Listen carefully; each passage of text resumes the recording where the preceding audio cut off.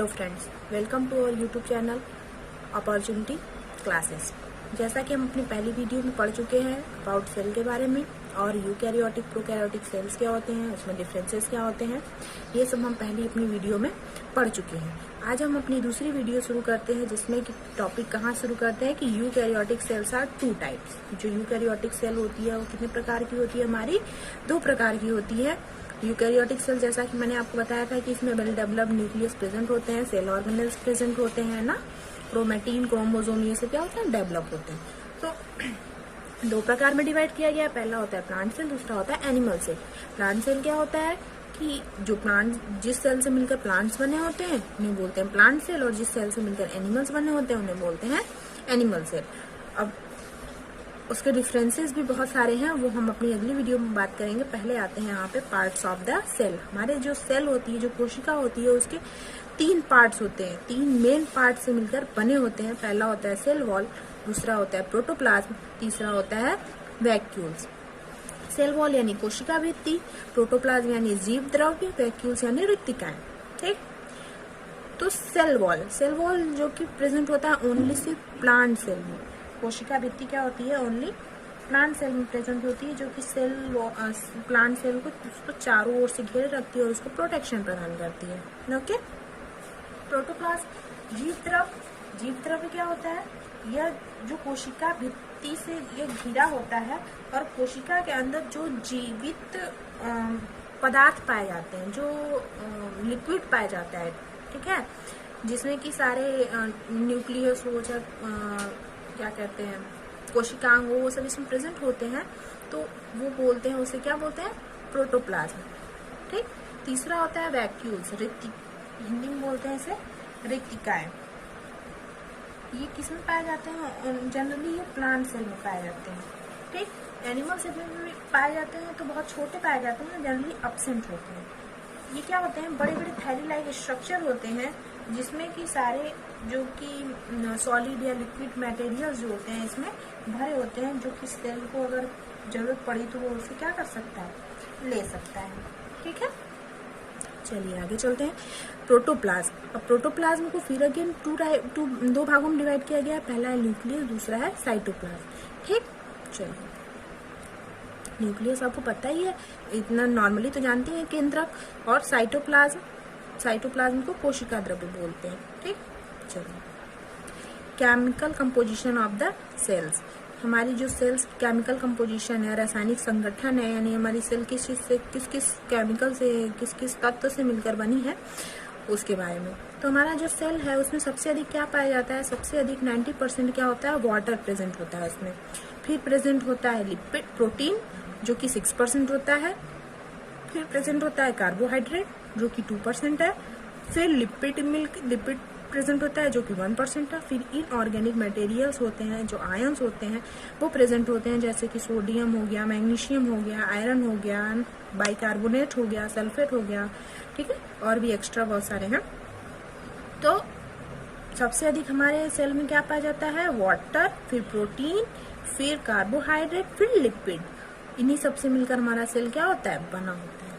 ठीक, चलिए आगे चलते हैं। हमारे जो सेल की पीएच वैल्यू होती है, ठीक है, सभी केमिकल्स, जो भी जितने भी केमिकल्स हैं हमारे अर्थ पे जो भी प्रेजेंट होते हैं, सबकी पीएच वैल्यू होती है। तो उसी तरह हमारे सेल की भी पीएच होती है, जो कि उसकी वैल्यू कितनी होती है, 7 होती है। ठीक है, हमारे सेल की पीएच वैल्यू 7 होती है। चलिए आगे चलते हैं। अब आगे डिस्कस करते हैं पार्ट्स ऑफ द सेल के एक पार्ट्स के बारे में। पहला है सेल वॉल। सेल वॉल क्या होते हैं, हिंदी में इसे बोलते हैं कोशिका भित्ति। ठीक है, ये सिर्फ कहाँ प्रेजेंट होते हैं, ये ओनली प्लांट्स में प्रेजेंट होते हैं, जो कि निर्जीव एक स्ट्रक्चर होता है। और ये बना किस चीज होता है, it is made up of cellulose. ये एक सेलुलोज नामक सैकेराइड, पॉलीसैकेराइड होता है, कार्बोहाइड्रेट का ही बना होता है। तो ये उसी सेलुलोज से मिलकर क्या होता है, बने होते हैं। ये बहुत ही कठोर होता है। ठीक है, तो ये रिजिड और outer covering of the cells को ये बनाता है। ये रिजिड स्ट्रक्चर होता है, बहुत ही कठोर होता है, और ये हमारी जो सेल्स है, मतलब प्लांट सेल है, उसकी आउटर कवरिंग को ये क्या करता है, बनाता है। Provided strength and rigidity to the plant cell. तो प्लांट सेल को क्या करता है, प्रोवाइड करता है स्ट्रेंथ, शक्ति प्रदान करता है, और उसको रेजिडिटी प्रदान करता है, ओके, कठोरता। चलिए आगे है कि present only in plant cell. अभी मैंने बताया कि ये ओनली किसमें प्रेजेंट होता है, ओनली प्लांट सेल में, पादप कोशिका में प्रेजेंट होता है, एनिमल सेल में नहीं, जंतु कोशिका में ये प्रेजेंट नहीं होता। और ये कैसा स्ट्रक्चर होता है, ये नॉन लिविंग स्ट्रक्चर होता है, लिविंग स्ट्रक्चर नहीं होता, ओके।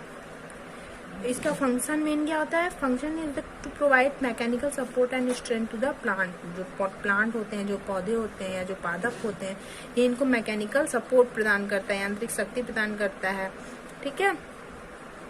मतलब जैसे जो प्लांट्स होते हैं वो अपनी सेल्फ प्रोटेक्शन तो नहीं कर सकते जैसे ह्यूमन बींग्स कर सकते हैं, कि आंधी आई, पानी आई ना, कुछ भी हुआ तो उससे अपने आप को घर में जाके या किसी भी माध्यम से वो अपने आप को प्रोटेक्ट कर सकते हैं, परंतु जो प्लांट्स होते हैं वो अपने आप को ऐसे प्रोटेक्ट नहीं कर सकते। तो इसीलिए इनके सेल के ऊपर एक बाय कवरिंग बनाई गई है जिसे बोलते हैं सेल वॉल, जो कि इन सबसे इनकी प्रोटेक्शन करता है। जिससे अगर कभी आंधी चलती है तो देखते हो जल्दी आप प्लांट्स जल्दी टूटते नहीं है, जब तक कि बहुत तेज आंधी नहीं चलती। ये एक जगह से दूसरी जगह मूव करते हैं, फिर वापस अपनी पोजीशन पे आ जाते हैं, यानी उसमें स्ट्रेंथ, इलास्टिसिटी बनी होती है। तो ये जो इलास्टिसिटी होती है ये भी सेल वॉल ही उसको प्रेजेंट करता है। जब तक कि बहुत तेज हवा ना चले या कुछ ऐसा ना हो तब तक वो प्लांट जनरली आसानी से टूटते नहीं है, ठीक है। चलिए आगे चलते हैं। दूसरा पार्ट क्या था सेल का, प्रोटोप्लाज्म, जिसे बोलते हैं जीव द्रव्य, ठीक।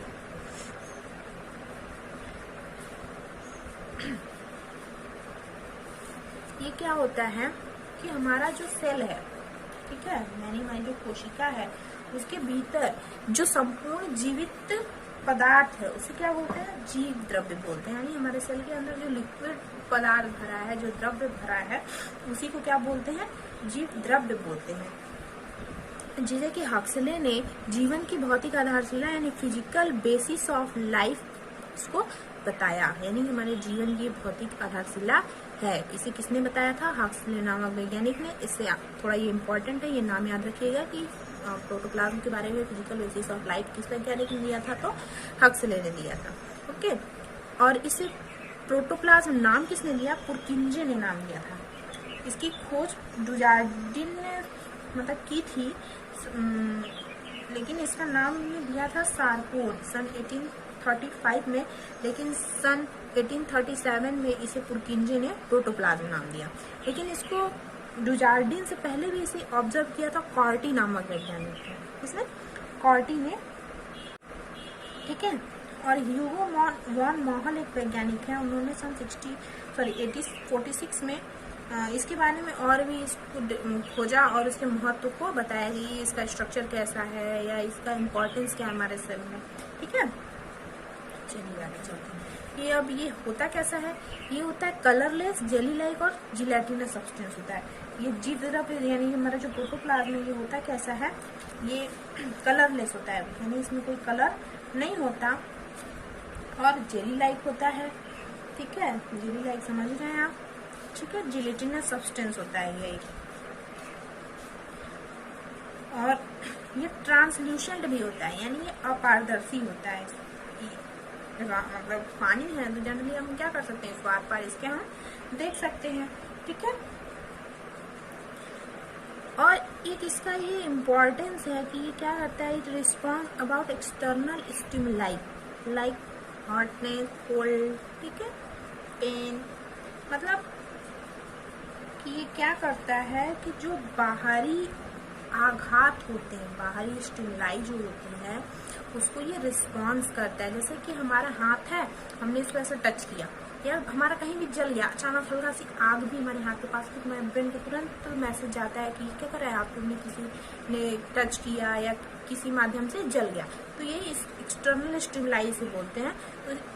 तो इसमें भी ये कैपेसिटी होती है कि एक्सटर्नल स्टिमुलाई को क्या करता है, रिस्पॉन्स करता है उसके बारे में, ठीक है। मतलब उसको महसूस कर सकता है कि हाँ बाहर ऐसी ऐसी चीजें हमारे मतलब हो रही हैं, ठीक।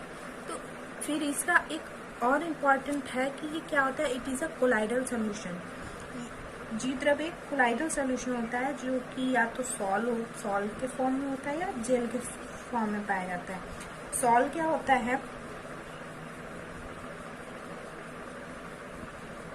जो एकदम गाढ़ा द्रव्य होता है, और तो तरल मतलब पूरी तरीके से तरल नहीं होता, तरल मतलब पूरी तरीके से लिक्विड नहीं होता, और ना ही पूरी तरीके से कठोर होता है, थोड़ा कठोर भी होता है, थोड़ा पानी भी होता है, उसे बोलते हैं सॉल्ट।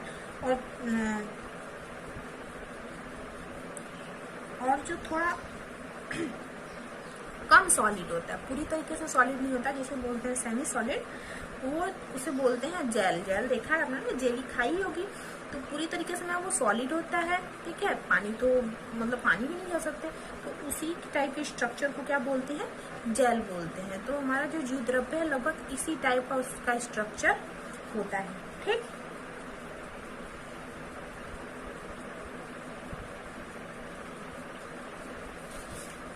यह भी कई चीजों से मिलकर बना होता है, जैसे ऑक्सीजन पाया जाता है, इसमें कार्बन होता है, हाइड्रोजन होता है, नाइट्रोजन होता है, ठीक है। कुछ अकार्बनिक लवण भी होते हैं, जैसे sodium, potassium, calcium, magnesium, phosphate, sulphate. मैंने इसमें लिखा नहीं है क्योंकि मतलब लिखना बहुत ज्यादा लंबा हो जाएगा, बस आप लोग सुनते रहिए, ठीक है।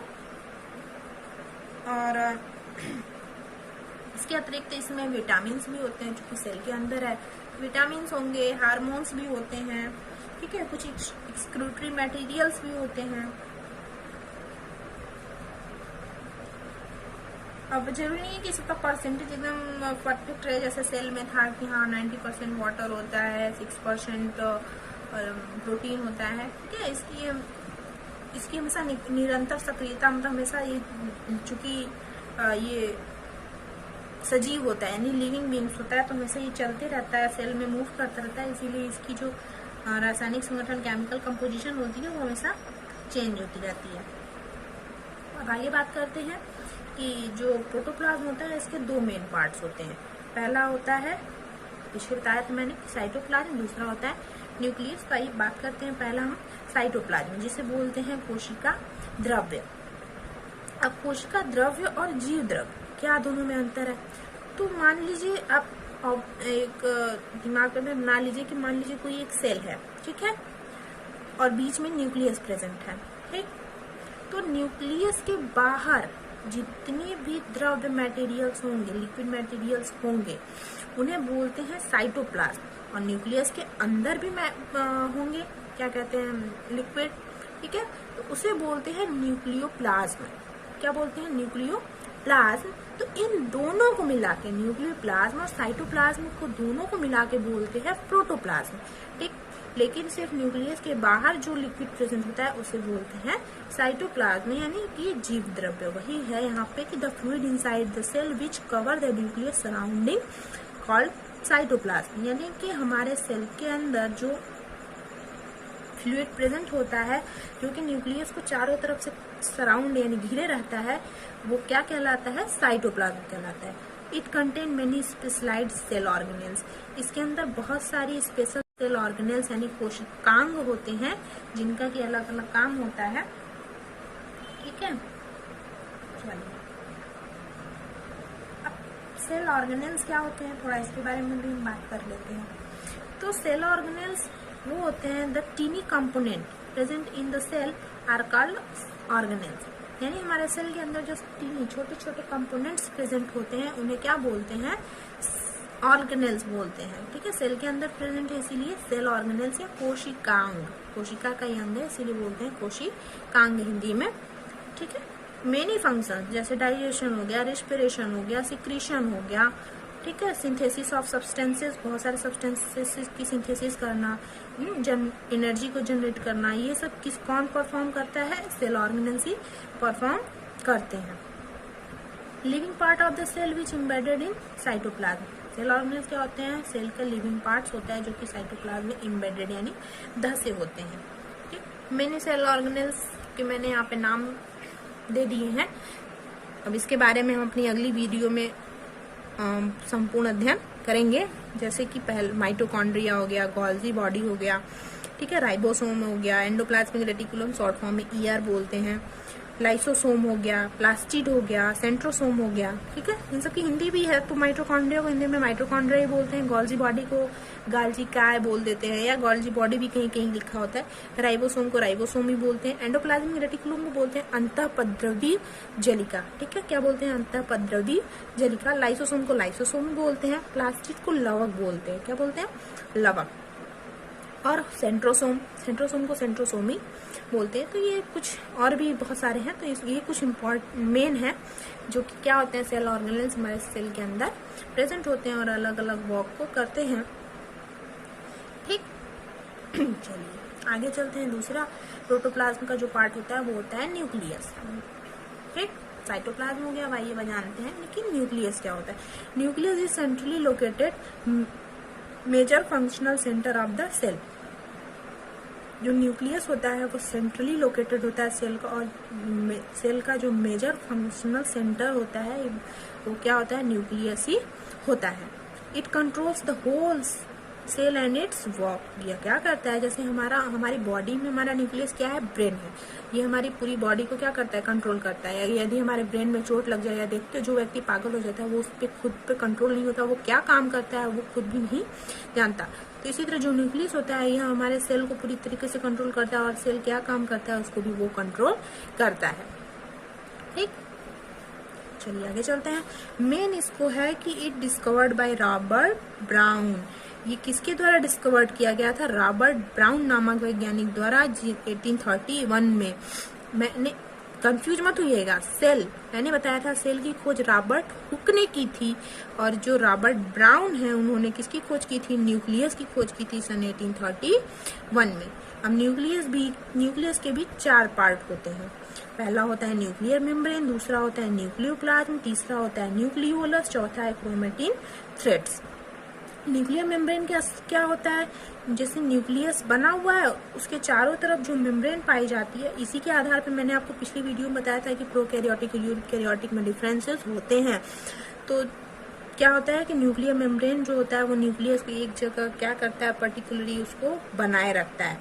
तो जो न्यूक्लियस को कवर करता है, it cover the nucleus which separated nucleus from the cytoplasm. Nucleus को चारों ओर से कवर करता है और साइटोप्लाज्म से उसको सेपरेट करता है, यानी अलग करता है। दूसरा होता है न्यूक्लियोप्लाज्म, जो न्यूक्लियस के अंदर जो फ्लूइड प्रेजेंट है, फ्लूइड प्रेजेंट इन न्यूक्लियस, उसे बोलते हैं न्यूक्लियोप्लाज्म। जो सेल के अंदर प्रेजेंट होता है और न्यूक्लियस के बाहर प्रेजेंट होता है उसे बोलते हैं साइटोप्लाज्म, और जो न्यूक्लियस के अंदर प्रेजेंट होता है उसे बोलते हैं न्यूक्लियोप्लाज्म।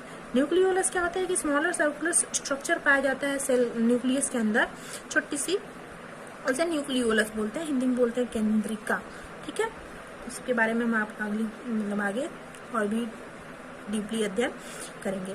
अगला क्या होता है? इसमें जो न्यूक्लियस में प्रेजेंट होता है वो होता है क्रोमेटिन थ्रेड्स, ठीक है, जो कि थिन होते हैं, एकदम पतले होते हैं, धागे like, thread like mass of chromosome materials जो कि होते हैं इसमें प्रेजेंट होते हैं, धागे लाइक स्ट्रक्चर प्रेजेंट होता है। यानी न्यूक्लियस 4 चीजों से मिलकर बना होता है। पहला होता है न्यूक्लियर मेम्ब्रेन जो कि उसको चारों तरफ से घेरे रहता है। दूसरा होता है न्यूक्लियोप्लाज्म जो कि न्यूक्लियस के अंदर जो द्रव्य फ्लूइड प्रेजेंट होता है उसे बोलते हैं न्यूक्लियोप्लाज्म। न्यूक्लियोलस एक छोटा सा गोला लाइक स्ट्रक्चर न्यूक्लियस के अंदर प्रेजेंट होता है, उसे बोलते हैं न्यूक्लियोलस, ठीक है। और क्रोमेटिन थ्रेड्स होते हैं धागे लाइक, जो कि न्यूक्लियोलस के अंदर न्यूक्लियस के अंदर प्रेजेंट होते हैं, उसी से डीएनए मतलब ये सब, ठीक है, इसी में प्रेजेंट होते हैं। चलिए अगला मेन पार्ट क्या था हमारे सेल का? वैक्यूल्स। पहला था सेल वॉल, दूसरा था प्रोटोप्लाज्म, अब तीसरा क्या हो गया? वैक्यूल्स, ठीक है। इसे बोलते हैं रिक्तिकाएं या रसधानी भी से बोलते हैं। ये क्या होता है कि जो प्लांट सेल होती है उसकी जो कोशिका द्रव्य होती है, यानी जो साइटोप्लाज्म था, उसे खाली स्थान पाए जाते हैं, थैली लाइक बड़े बड़े, उसी को बोलते हैं वैक्यूल्स। जो वैक्यूल्स होता है इसके चारों ओर एक झिल्ली पाई जाती है जिसे बोलते हैं वैक्यूलर मेम्ब्रेन, टोनोप्लास्ट बोलते हैं जिसे, ठीक है।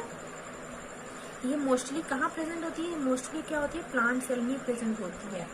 ये एनिमल सेल में अगर प्रेजेंट होती भी है तो बहुत ही कम होती है, छोटी होती है, या तो एब्सेंटली पूरी तरीके से होती है, ठीक।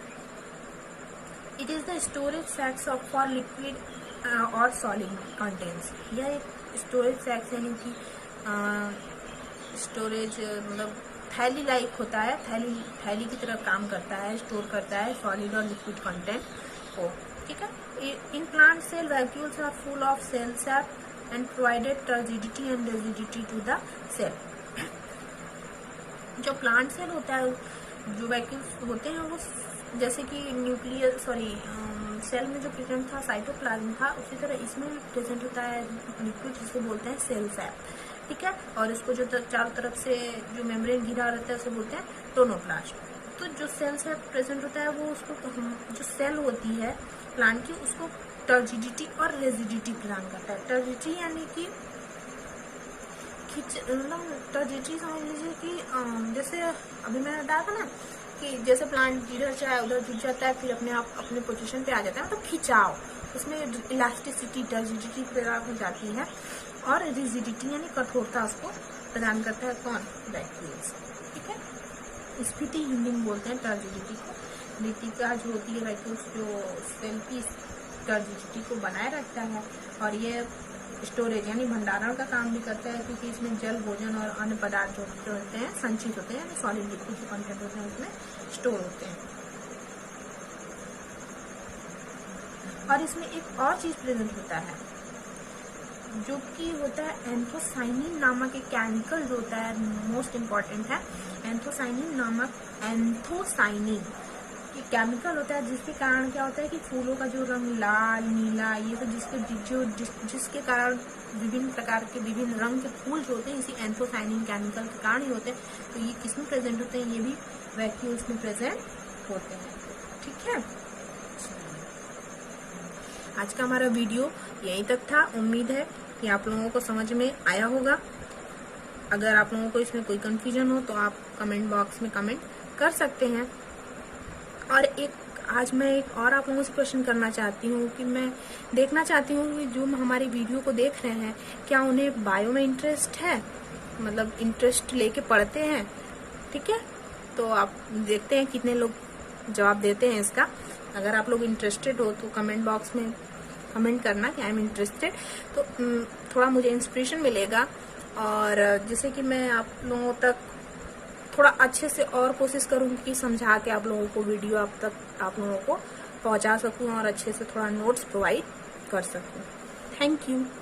एंड हाँ, लाइक एंड सब्सक्राइब करना मत भूलिएगा।